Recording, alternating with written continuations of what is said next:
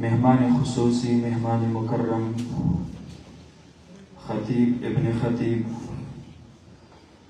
جمعیت علماء اسلام پاکستان کے مرکزی رہنما حضرت مولانا محمد امجد خان صاحب دامت فیض،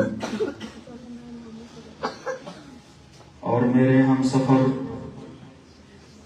جمعیت علماء اسلام ضلع بنیر کے جنرل سیکرٹری، ہمارے نوجوان سیاسی رہنما برادرم جناب اسرار احمد خان صاحب، اسٹیج پر تشریف فرما اکابر علماء کرام، بزرگان دین، عاملین علاقہ، طلباء اعزام، فضلاء کرام، میں سب سے پہلے جمعیت علماء اسلام بنیر حلقہ لاہور کے تمام احباب کا اور تمام منتظمین کا ضلعی جماعت کی طرف سے، بلکہ جمعیت علماء اسلام صوبہ خیبر پختونخوا کی جانب سے نہ صرف آج کے اس پروقار تقریب کے کامیاب انعقاد پر شکریہ ادا کرتا ہوں، بلکہ میں ان کو شاباش اور خراج تحسین بھی پیش کرتا ہوں کہ انہوں نے اپنی بکھری ہوئی قوت کو یہاں پر یکجا کیا، اپنے تمام ساتھیوں کو ایک پلیٹ فارم پہ اکٹھا کر کے ان کو وحدت، اتفاق اور اتحاد کا ایک موقع فراہم فرمایا، اور پھر دیگر اضلاع کے لیے ایک بہترین رول ماڈل پیش کیا، وہ بھی اسی طریقے سے اپنے آپس میں ایک کوارڈینیشن اور رابطہ رکھے، اپنے دکھ سکھ، اپنی غمی شادی اور اپنے تمام معاملات سے ایک دوسرے کو باخبر رکھنے کے لیے ان کے پاس ایک پلیٹ فارم ہو۔ ہمارے آج کے اس نورانی اور روحانی تقریب میں جتنے بھی ہمارے علماء اور طلباء کے علاوہ احباب تشریف لائے ہیں، علماء کی محبت کی وجہ سے، دین اسلام کی محبت کی وجہ سے، میں ان کا بھی تہ دل سے شکریہ ادا کرتا ہوں۔ ہمارے جمعیت طلباء اسلام حلقے بنیر کے جو احباب ہیں، ہمارے سوشل میڈیا کے جو ورکرز ہیں، یہاں کی انتظامیہ نے جو تعاون فرمایا ہے، میں ان سب دوستوں اور ساتھیوں کو ان کا شکریہ ادا کرتا ہوں۔ اللہ کرے ہماری اور آپ کی یہ معمولی سی کاوش مستقبل میں ہماری قوم کے لیے، اس دھرتی کے لیے، اس مٹی کے لیے، دین اسلام کے لیے ذریعہ خیر اور برکت بن جائے۔ عزیز ہم سفر ساتھیوں،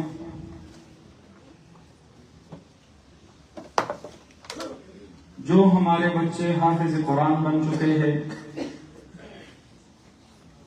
اور جو ہمارے ساتھی وہ دینی علوم کے نصاب کی تکمیل کا ایک طویل سفر مکمل کر کے آج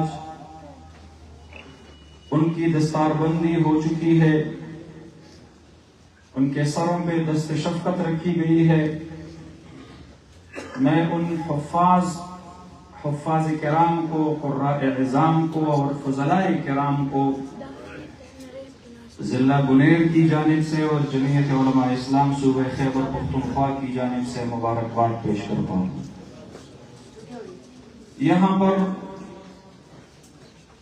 پہلے سے آنے کا کوئی پروگرام نہیں تھا، لیکن صرف آپ ساتھیوں کی اس کاوش کو سراہنے کے لیے اور آپ کی حوصلہ افزائی کے لیے ہم یہاں پر آئے۔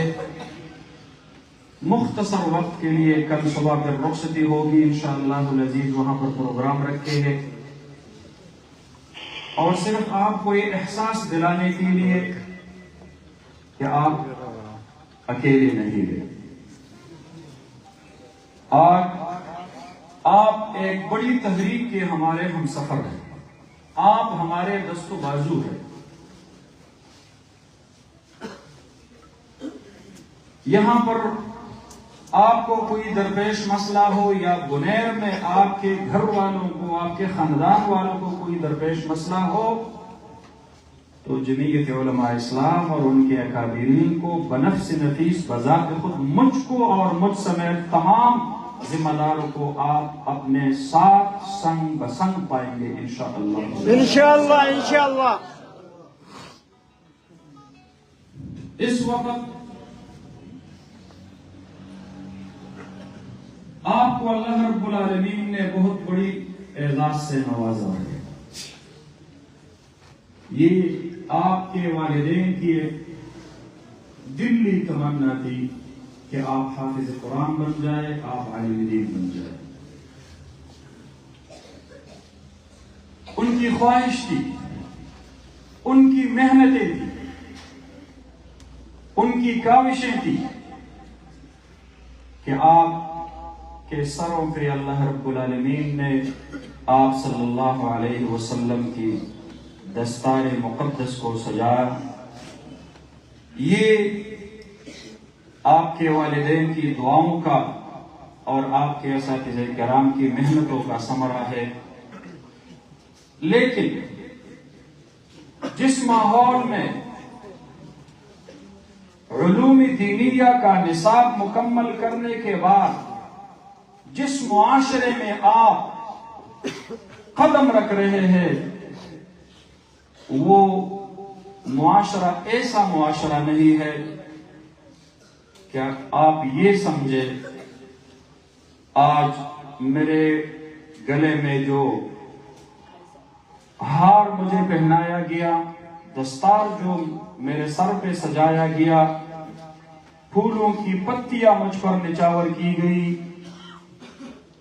فضلائے کرام آگے آپ جس رستہ پہ چلنے کا عزم کر رہے ہیں وہ پھولوں کی پتیوں سے بھری ہوئی نہیں ہے، وہ خاردار وادی ہے، خاردار راستہ ہے۔ اللہ رب العالمین کے دین کو سمجھنا، دوسروں کو سمجھانا، اس کی دعوت کو پھیلانا، اللہ رب العالمین کے دعوت کو، اس کے دین کی دعوت کو لوگوں تک پہنچانا، اللہ رب العالمین کا دین غالب کرنا، آج کے اس دور میں یہ بہت کٹھن سفر ہے، مشکل راستہ ہے۔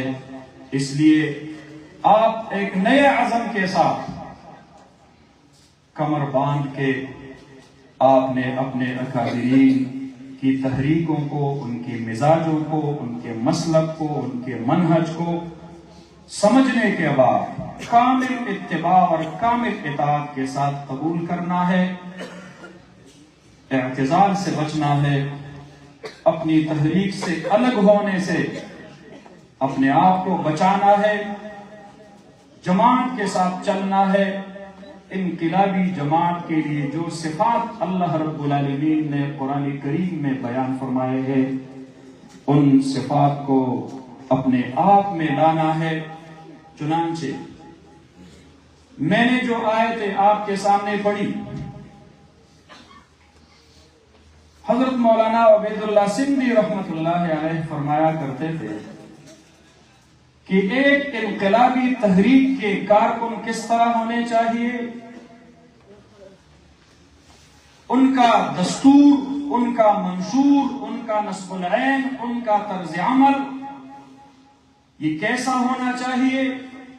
اللہ رب العالمین نے قرآن کریم میں جا بجا اس کی رہنمائی فرمائی ہے۔ قرآن درس انقلاب ہے، قرآن پیغام انقلاب ہے، قرآن دستور انقلاب ہے، قرآن منشور انقلاب ہے۔ یہ جس طرح کسی شاعر نے کہا ہے، یہ عظمت باطل دھوکہ ہے، یہ سطوت باطل کچھ بھی نہیں، مٹی کے کھلونے ہیں سارے، یہ ظلم کے لشکر کچھ بھی نہیں۔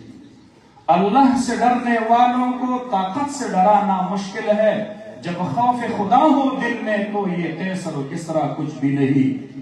تعلیم بھی ہے، تہذیب بھی ہے، دستور بھی ہے، منشور بھی ہے۔ قرآن میں پنہا سب کچھ ہے، قرآن سے باہر کچھ بھی نہیں۔ اسلام اگر دستور نہیں، قرآن اگر منشور نہیں، پھر افسوس ہے اس آزادی پر، یہ ملک و ملت کچھ بھی نہیں۔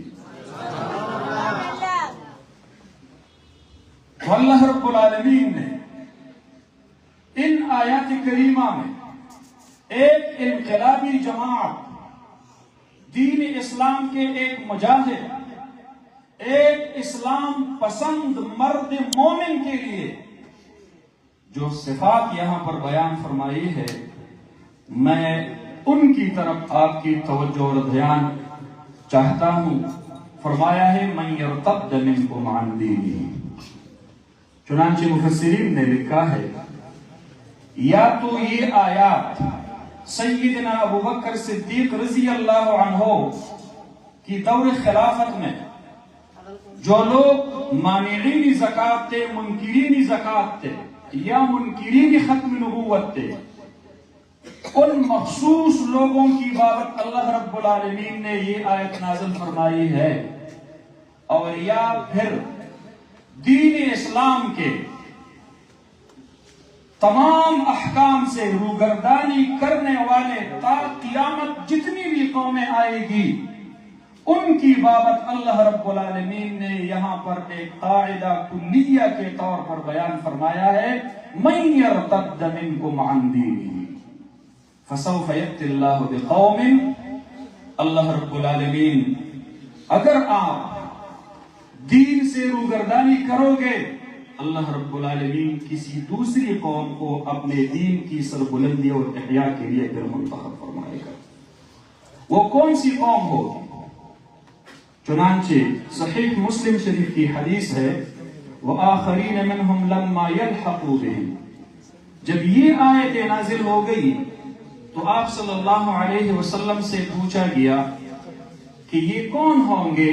آپ صلی اللہ علیہ وسلم خاموش ہو گئے۔ دوبارہ پوچھا گیا تو پھر خاموش ہو گئے، سیبارہ پوچھا گیا پھر خاموش ہو گئے، پھر فرمانے لگے، اپنے ہاتھ کو سلمان فارسی کے کندھے پہ رکھ کے فرمانے لگے، رجال من اہل فارس۔ اللہ رب العالمین اپنے دین کی سربلندی کا کام اہل فارس سے لے گا۔ وَإِن تَتَوَلَّوْا يَسْتَبْدِلْ قَوْمًا غَيْرَكُمْ ثُمَّ لَا يَكُونُوا أَمْثَالَكُمْ، یہاں پر مفسرین نے ایک حدیث کی وساطت سے اس کی تشریح بیان فرمایا ہے، لکھتے ہیں يَسْتَبْدِلْ قَوْمًا غَيْرَكُمْ، یہ غیرکم میں براہ راست مخاطب اہل عرب ہے۔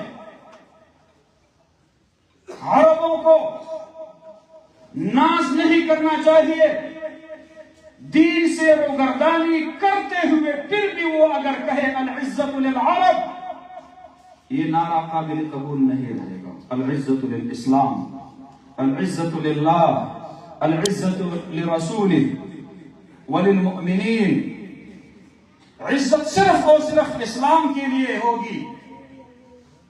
تو اگر عرب دین اسلام کی خدمت سے منہ موڑنے کی کوشش کریں گے، اللہ رب العالمین کسی دوسری قوم کا انتخاب پھر فرمائیں گے۔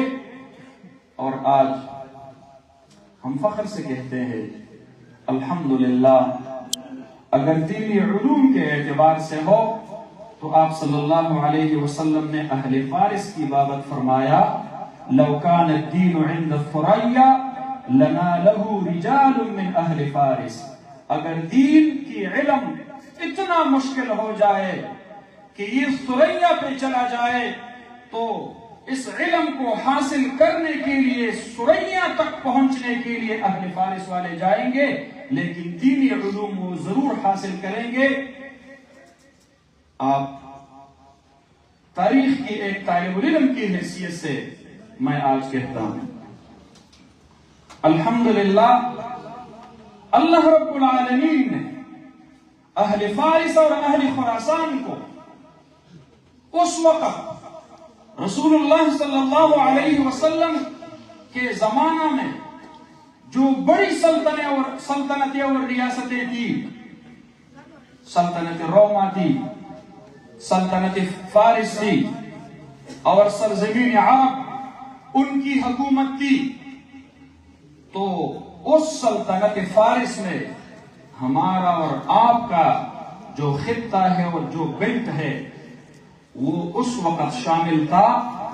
الحمدللہ آج امیر المؤمنین فی الحدیث اگر آپ کسی کو جانتے ہیں تو وہ اہل فارس اور اہل خراسان میں سے امام بخاری رحمت اللہ علیہ کو اللہ نے بنایا، امیر المؤمنین فی الفقہ امام ابو حنیفہ رحمت اللہ علیہ کو بنایا جو اہل فارس اور اہل خراسان تھا، امیر المؤمنین فی علم الکلام ابو منصور الماتریدی جو سمرقند کا رہنے والا تھا وہ بھی اہل فارس اور اہل خراسان سے تھا۔ دینی علوم الحمدللہ اللہ رب العالمین نے اس مٹی کو دیے ہیں، اور پھر فرمایا فَسَوْفَ يَأْتِ اللَّهُ بِقَوْمٍ يُحِبُّهُمْ وَيُحِبُّونَ، اس انقلابی جماعت کے کچھ اوصاف ہوں گے۔ سب سے پہلا صفت ان کا یہ ہوگا یحبہم، اللہ ان سے محبت فرمائے گا۔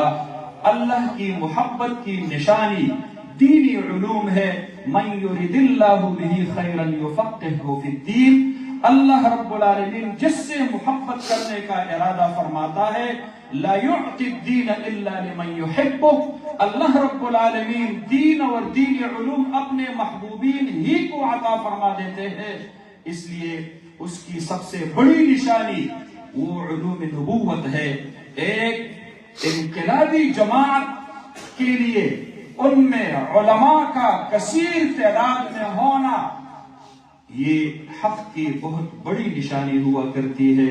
مجھے یاد ہے جب حضرت مولانا مفتی نظام الدین شامزی شہید رحمت اللہ علیہ جو بخاری شریف کے میرے استاد تھے، دوران درس ان سے پوچھا گیا کہ جمعیت علماء اسلام کے بارے میں کیا ارشاد فرماتے ہیں آپ، تو فرمانے لگے کہ علامہ شامی رحمت اللہ علیہ نے شامی کے مقدمہ میں لکھا ہے کہ فقہ حنفی کی حقانیت کی سب سے بڑی دلیل یہ ہے کہ بہت بڑے بڑے اولیاء، بہت بڑے بڑے اہل باطن اس فقہ حنفی پر عمل کرتے ہوئے مرتبہ ولایت تک پہنچ گئے ہیں۔ اگر یہ فقہ حنفی اس میں کچھ کمی اور کوتاہی یا گمراہی ہوتی تبھی اس پر عمل کرتے ہوئے کوئی بھی بندہ ولی اللہ نہ بن جاتا۔ علامہ شامی رحمت اللہ علیہ نے لکھا یہ سب سے بڑی دلیل ہے اس بات کی کہ فقہ حنفی کی حقانیت کی بڑی دلیل احناف میں اولیاء اللہ کا موجود ہونا ہے۔ علامہ شامزی رحمت اللہ علیہ نے فرمایا جمعیت علماء اسلام کی جدوجہد میں بہت سارے اولیاء، بہت سارے محدثین، بہت سارے مفسرین، بہت سارے مفتیان کرام مرتبہ ولایت پر پہنچ کر ولی اللہ بن چکے ہیں۔ یہ جمعیت علماء اسلام کی حقانیت کے لیے کافی ہے۔ میں تو یہ کہا کرتا ہوں اس صف میں اولیاء اللہ موجود نہیں، اس صف کی قیادت بھی اولیاء اللہ فرماتے ہیں۔ الحمدللہ ہمیں ناز ہے اور ہمیں فخر ہے اس بات پر، اللہ رب العالمین نے اہل اللہ کے قلوب اور ان کے دلوں کو جس جگہ پہ شرح صدر عطا فرمائی ہے، ہم اور آپ جیسے گناہگاروں کو اللہ رب العالمین نے اسی جماعت کے ساتھ جڑا کے رکھا ہے۔ دوسری بات یحبونہ، حزب اللہ، اللہ کی جماعت، اللہ رب العالمین خود اس جماعت کی نسبت اپنی طرف فرماتے ہیں، اس جماعت کو حزب اللہ کے نام سے یاد فرماتے ہیں۔ اس جماعت کی دوسری صفت پھر کیا ہوگی؟ دوسری صفت پھر یہ ہوگی یحبونہ، اس جماعت کے لوگ اللہ سے محبت فرمائیں گے۔ اللہ سے محبت رسول اللہ صلی اللہ علیہ وسلم کے ساتھ محبت کے ساتھ مشروط ہے۔ قل ان کنتم تحبون اللہ فاتبعونی، من احب رسول اللہ فقد احب اللہ، حدیث مبارک ہے۔ اس جماعت میں اتباع سنت ہوگی۔ ہم اور آپ کا یہ صفت ہونا چاہیے، اتباع سنت۔ یہ جو پگڑی میں نے پہنی ہے یہ میری اپنی نہیں ہے، یہ تاجدار مدینہ کی سنت ہے۔ بہت بڑی نسبت ہے، بہت بڑی نسبت ہے۔ اگر کسی فوجی بھائی کو اپنی فوجی ٹوپی پہ فخر ہے تو پھر ایک عالم دین کو تاجداری مدینہ کی اس نسبت پر فخر کیوں نہ ہو؟ سبحان اللہ۔ کیوں شرماتا ہے وہ؟ پھر یہ ہمارا یونیفارم ہے، ہمیں اس پہ فخر ہے، یہ ہماری علامت اور ہماری نشانی ہے۔ میں برطانیہ گیا تھا اور وہاں پر کامن ویلتھ پارلیمنٹری ایسوسی ایشن کی طرف سے ہمارا ایک وفد تھا، ایک ڈیلیگیشن تھی۔ ہم چلے گئے برطانیہ کی جو ہاؤس آف کامنز ہے، دارالعوام، وہاں کی جو پارلیمنٹ ہے، اس میں ہماری میٹنگ تھی لندن میں۔ جب ہم وہاں پر بیٹھ گئے تو مجلس شروع ہوا۔ میں سفید کپڑوں میں، یہ واسکٹ، یہ چادر، یہ سفید پگڑی اور یہ لباس اسی میں ملبوس تھا۔ وہاں پر لندن میں اسی پارلیمنٹ میں، جس پارلیمنٹ میں سن 1832 میں انگریز ماہر تعلیم لارڈ میکالے نے بر صغیر پاک و ہند کا تجزیاتی اور مطالعاتی دورہ کرنے کے بعد رپورٹ پیش کیا تھا، I have visited the length and the breadth of the Indian subcontinent۔ میں چلا گیا وہاں پر بر صغیر پاک و ہند میں، اس کے طول و عرض میں میں گھوما پھرا۔ میں نے وہاں پر کسی کو، کوئی میں نے بھکاری نہیں دیکھا۔ وہاں پر بہت بڑے اعلیٰ اقدار اور اخلاق کے مالک لوگوں کو میں نے دیکھا۔ لہذا اس نے وہاں پر یہ خاکہ پیش کیا کہ ہم نے بر صغیر پاک و ہند کے تمام تعلیمی اداروں سے ان کا نصاب تعلیم چھین کر اپنا نصاب تعلیم ان کو دینا ہے، تاکہ اس نصاب تعلیم کو حاصل کرنے کے بعد ان کے کالجز اور یونیورسٹی سے فارغ التحصیل ڈاکٹرز ہو، انجینئرز ہو، سائنٹسٹ ہو، جو بھی ہو تعلیم یافتہ حضرات، شکل و صورت کے اعتبار سے وہ ہندوستانی لگ رہے ہو لیکن فکر و نظر کے اعتبار سے وہ یورپی اور مغربی لگ رہے ہو۔ اسی فلسفہ کو وہاں پر انہوں نے پیش کیا۔ قرآن کا کلاس اسکول سے ختم کیا جائے، کالج سے ختم کیا جائے، یونیورسٹی سے ختم کیا جائے، راسخ العقیدہ مسلمان کسی کو نہیں بننے دینا ہے۔ علماء کو نہ صرف ہمیں تعلیمی اداروں سے باہر اٹھا کر باہر پھینکنا ہے، بلکہ جو دینی مدارس ہے ان کو بلڈوز کیا گیا، مساجد کو بلڈوز کیا گیا، علماء کو گرفتار کیا گیا۔ تو جس پارلیمنٹ میں 1832 میں لارڈ میکالے نے ہندوستان سے قرآنی علوم کے خاتمے کا اعلان کیا تھا، اب رب کا فیصلہ کوئی اور تھا، ان کے ارادے کوئی اور تھے۔ 1832 کے بعد 2016 میں 2 صدیوں کے بعد اس خطے کا ایک طالب علم، میں وہاں پر جب ہم چلے گئے تو اسی پارلیمنٹ میں جس پگڑی کو 200 سال پہلے ختم کرنے کا انہوں نے اعلان کیا تھا، وہ پگڑی اللہ رب العالمین نے اسی ہاؤس آف کامنز پارلیمنٹ میں اللہ رب العالمین نے اس پگڑی کو چمکایا۔ سبحان اللہ، اللہ اکبر،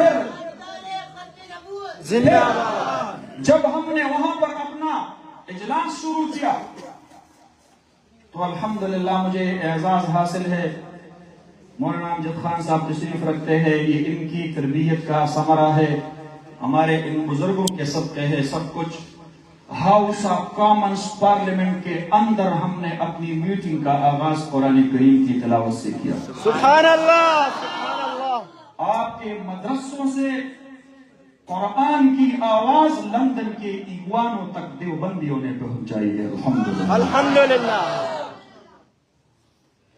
یہ ہمارا اور آپ کا لباس یہ ایسا ہی ہونا چاہیے۔ صرف دستار بندی کے دن پگڑی باندھ کے رکھیے اور پھر پھینک کے رکھیے، نہیں، ایسا نہیں ہوگا۔ ہم وہ لوگ نہیں، اتباع سنت ہمارا شیوا ہونا چاہیے۔ اور پھر دیوبندیوں کی پگڑی تو صرف پگڑی نہیں ہے، اس کی تو ایک دوسری نسبت بھی حضرت سید حسین احمد مدنی رحمت اللہ علیہ نے کراچی کے خالق دینہ ہال میں فرنگی جج کے سامنے، جب وہاں پر فرنگی فوج میں بھرتی پر حرمت کا فتویٰ حضرت مدنی نے لگایا، اس کو بلایا گیا کراچی کے ایک کورٹ میں۔ انگریز جج نے پوچھا، مولوی جی یہ فتویٰ آپ نے دیا تھا؟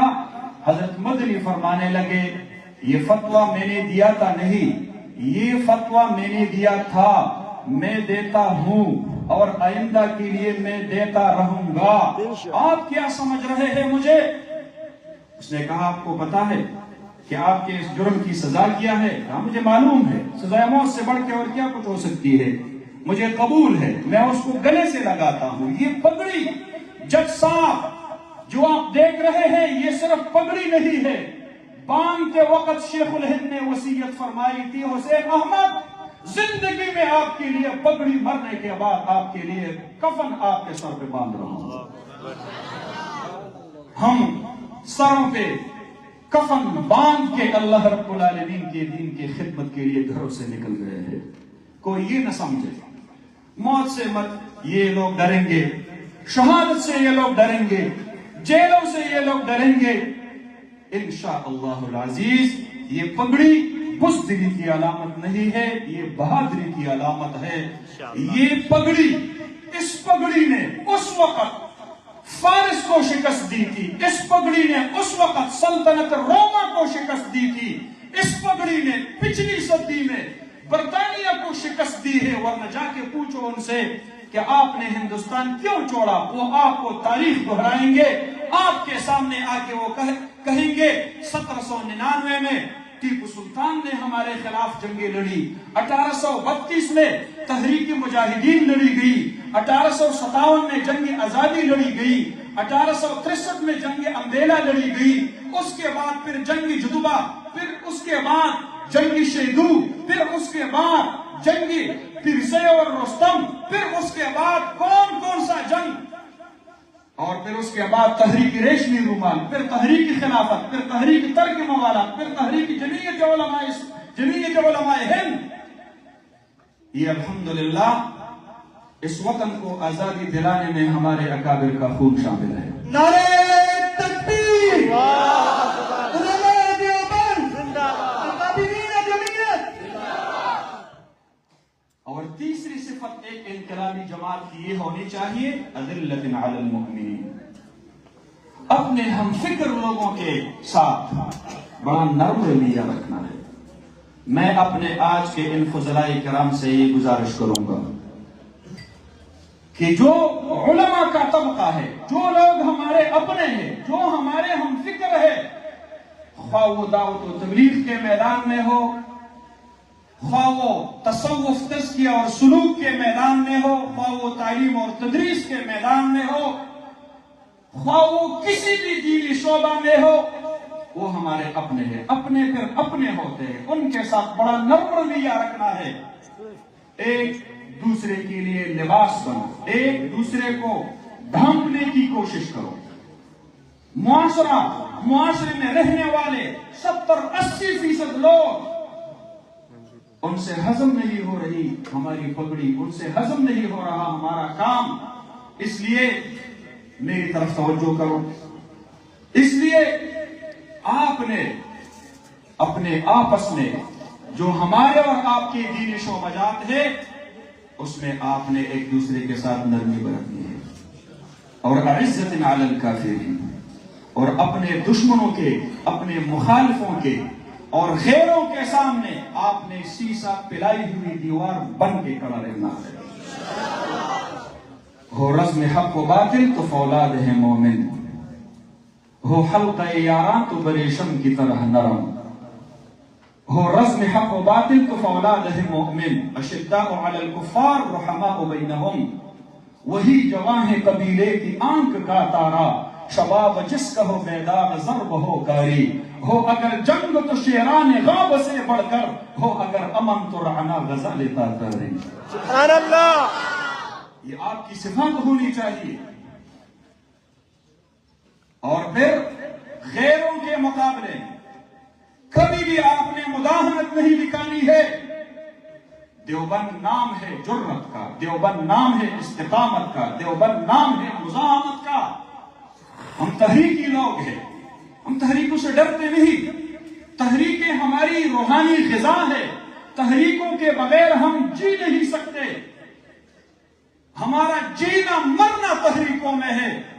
حضرت شیخ الہند رحمت اللہ علیہ سے حضرت مولانا مناظر احسن گیلانی رحمت اللہ علیہ نے پوچھا کہ مولانا حبیب الرحمن عثمانی رحمت اللہ علیہ نائب محتمم دیوبند نے مجھے بھیجا ہے اور مجھے فرمایا ہے کہ آپ حضرت الاستاذ سے پوچھنے کی ہمت کرے کہ دیوبند کے قیام کا اصل مقصد کیا تھا۔ تو حضرت شیخ الہند رحمت اللہ علیہ نے ایک درد بھری آہ بھری اور فرمایا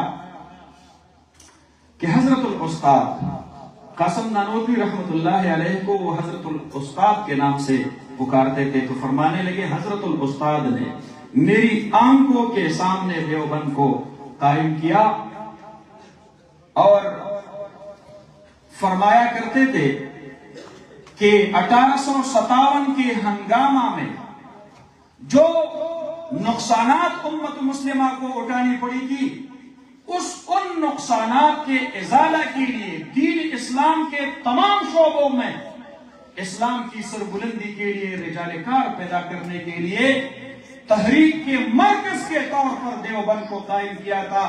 گو کہ اس میں تعلیم اور تدریس کا سلسلہ بھی جاری ہے، لیکن فرمانے لگے میں نے تو اپنے لیے تحریکی زندگی کا انتخاب فرمایا ہے اور آپ کی اپنی مرضی ہے۔ تو شیخ الہند نے اپنے آپ کے لیے تحریکی زندگی کا انتخاب فرمایا تھا، تو ہم سارے تحریک کے ساتھ وابستہ رہیں گے۔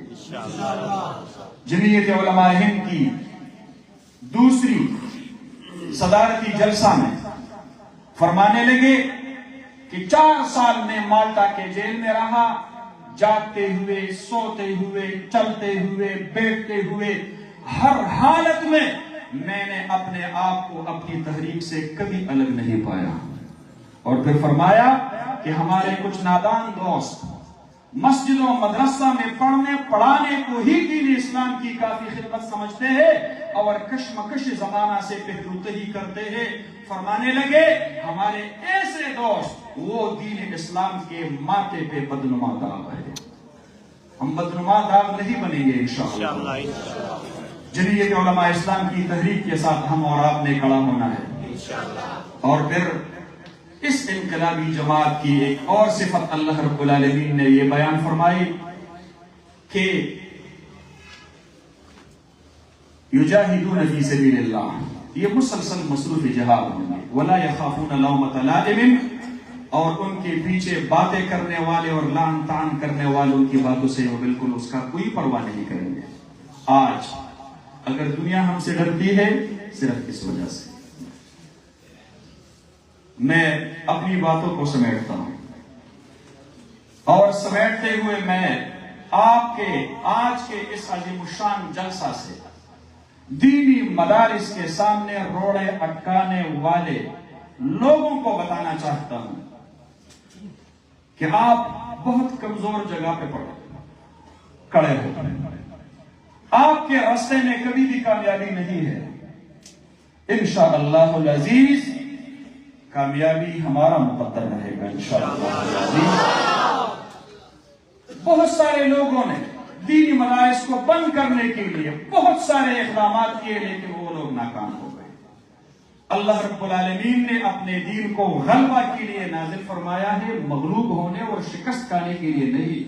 انشاءاللہ العزیز دین غالب آئے گا۔ مولانا امجد خان صاحب نے فرمایا कि जरदारी साहब ने दस्तखत नहीं किया। अब जरदारी साहब की क्या औकात है, वो बेचारा तो दूसरों की ईमा पर इनकारी बन गया, लेकिन वो दूसरे खुद भी अमेरिका से डरते हैं। अब गुलामों से हम डरेंगे, हमारे लिए फिर जीने का कोई हक हासिल नहीं। इससे फिर मरना बेहतर है, इससे फिर मौत बेहतर है हमारे लिए। हमने अपने लिए हुर्रियत और आजादी का रास्ता मुंतखब किया है। FATF से, अमेरिका से, मगरिबी कुव्वत और ताकतों से हमारा सामना है। उनको भी इल्म है कि हमारे मध्य मुकाबिल पाकिस्तान में मौलाना फजलुर रहमान है और दी खुद पगड़ई जोर पर पकाबल के उली में लोग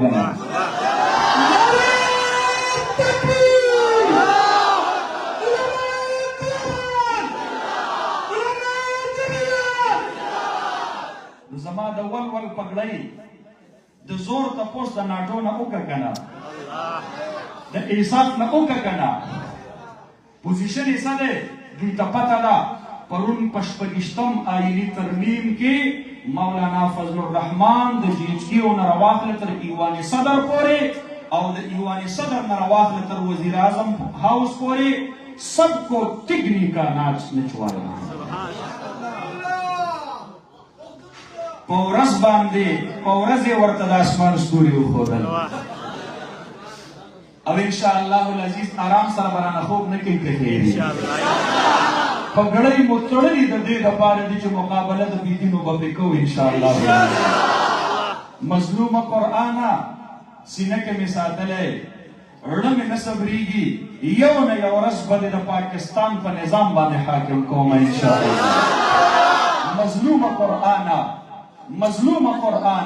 द मस्जिद द ताख न बदी the chief justice of Pakistan पर टेबल बांधे हावी कौम इंशाअल्लाह।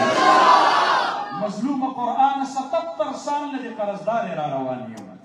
मजलूम कुराना स्ताद पास द फिरंगी निजामुन और किताबुन प्राते दी और जमा पसीने के बदर्द नबी जमा पसीने के ढेर दर्द दे इंशाअल्लाह अजीज। काबल ने मिशोरो करेला इस्लामाबाद बांधे बद कुरान करीम राज रावलम इंशाअल्लाह। बीदिनो लफों दे दे हालात में इबरत वाखले परुन चिबा पशाम के चादा नारे लगवले कि यमूत रब्बुकुम वला यमूत बशारुना नन आने खल्क पस्तर गुबांदी उलिदल बशारी नन तो गुटुम की पटशवे दे और द अल्लाह द किब्रियाए द हदी अल्लाह अकबर आवाज कौन की मुजाहिदीन नन अल्हम्दुलिल्लाह द दिमश्क द खालिद इब्न वलीद रहमतुल्लाह अलैह पर मस्जिद के द फतह अजानुन कई इंशाअल्लाह। और रस्ब अल्लाह पाकिस्तान ता खाई इंशाअल्लाह। फजला उरो यवीलम खीद पार बद जमीयत उलमा ना पसंद की गई ना इंशाअल्लाह अजीज। कलो अलाको के बहुम दावत वर कवई दिल तबहुम दावत वर कवई मुस्तकबल जमुंगा उस्ताद दे आगा लखकर रा रवानी दी आगा लखकरे यो जिया पगड़ई दी निश जुटवले नु सालाना वर्ता 1 लाख हाफिजाना और 50,000 उलमा पगड़ई तोड़ली मुंगा मुआशरी तवरकू पतहफकी इंशाअल्लाह अजीज। दे इस्लाम पसंद राज रा रवान दे अल्लाह रब्बुल आलमीन बा दीन इस्लाम का गलबा और इस्तेहकाम नसीब कई। मेरे हाथ में कदम है, मेरे जहन में उजाला, मुझे क्या दबा सकेगा कोई जुल्मतों का पाला।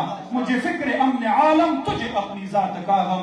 मैं तुलू हो रहा हूँ तू गुरूब होने वाला। व आखिर दअवाना अनिल हम्दुलिल्लाहि रब्बिल आलमीन।